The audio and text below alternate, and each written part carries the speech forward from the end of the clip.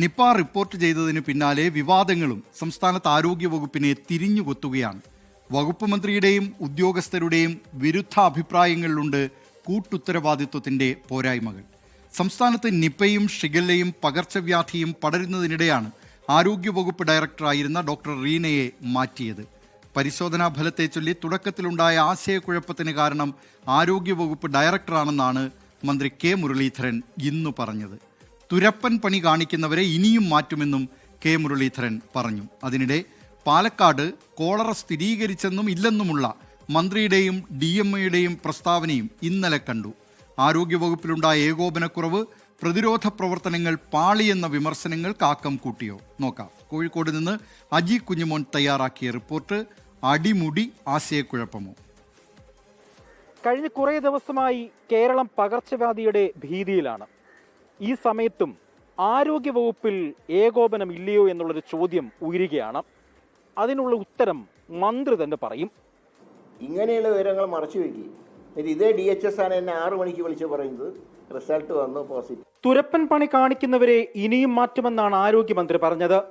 DHSനെ മാറ്റുന്നത് സർക്കാരിന്റെ വിവേചന അധികാരമെന്ന് പറഞ്ഞ മന്ത്രി ഇപ്പോൾ പെയ്യുന്നത് ചാർമഴയെന്നും ഇടിവെട്ടിയുള്ള മഴ പിന്നാലെ വരുമെന്നും കൂട്ടിച്ചേർത്തു.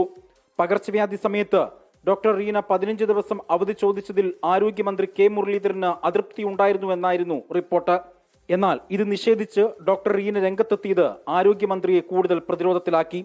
DHSനെ മാറ്റണോ വേണ്ടേ തീരുമാനിക്കേണ്ടത് ഗവൺമെന്റും മന്ത്രിയാണ്. അവരേതായാലും സർക്കാരുമായി പൂർണ്ണമായിട്ട് സഹകരിക്കുന്നില്ല.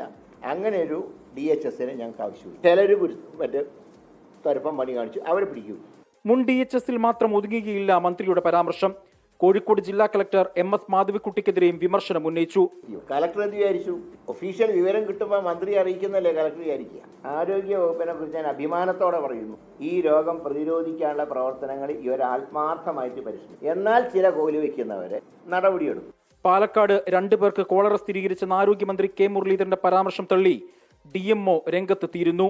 2 പേർക്ക് രോഗലക്ഷണമെന്ന സംശയമുണ്ടായിരുന്നുവെന്നും പരിശോധനയിൽ നെഗറ്റീവ് എന്ന് കണ്ടെത്തിയെന്നും DMO പ്രതികരിച്ചു.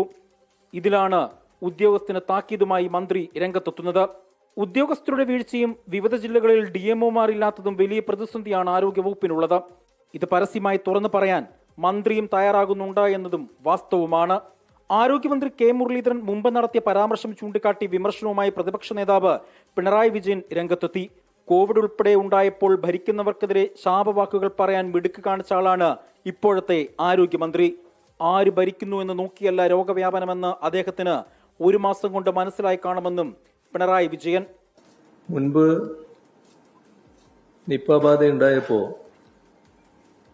അന്നത്തെ പ്രതിപക്ഷം ചെയ്തതുപോലെ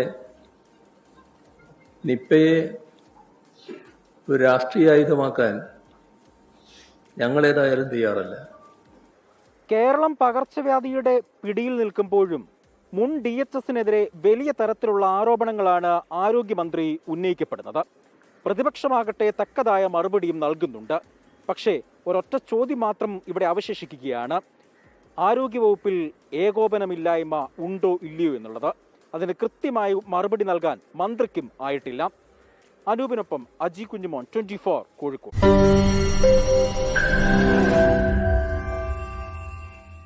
ലോകത്തെവിടെയായാലും ഏത് സമയത്തും 24 വാർത്തകളും ഓഗ്മെന്റഡ് റിയാലിറ്റി പാക്കേജുകളും എക്സ്പ്ലെയിനറുകളും വിശദമായി കാണാൻ ഞങ്ങളുടെ YouTube ചാനൽ നിങ്ങൾക്ക് സബ്സ്ക്രൈബ് ചെയ്യാം.